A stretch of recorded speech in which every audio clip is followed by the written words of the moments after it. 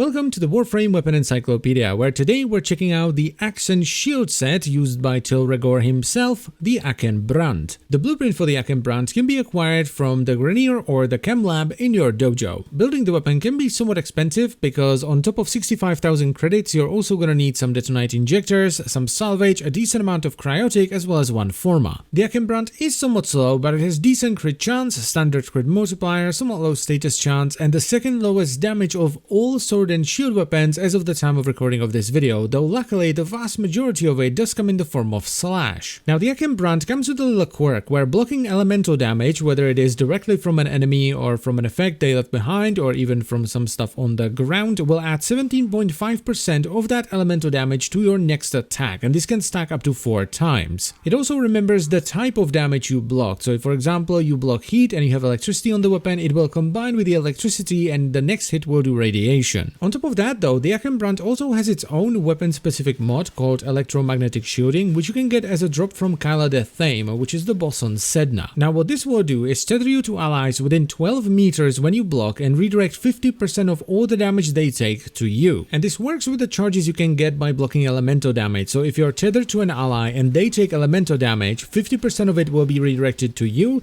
and then 17.5% will be stored as a charge. Now even though the Brunt essentially has a sign on it that has the word crit written on it in giant neon letters, I still think it's worth brute forcing status with 2 dual stat mods, Drifting Contact and Weeping Wounds. And this is simply due to the immense amount of power that status provides on weapons that already have good crit.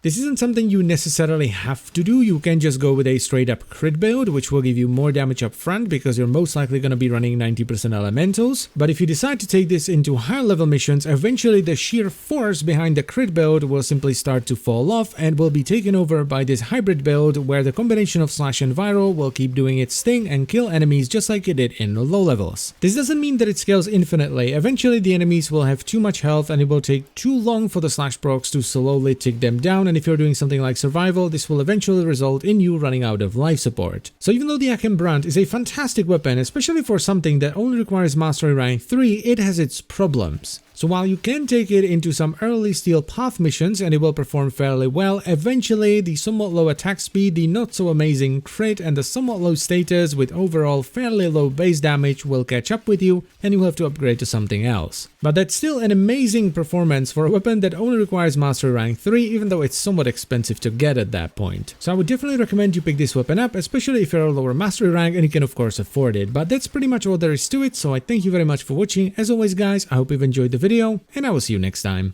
Bye bye.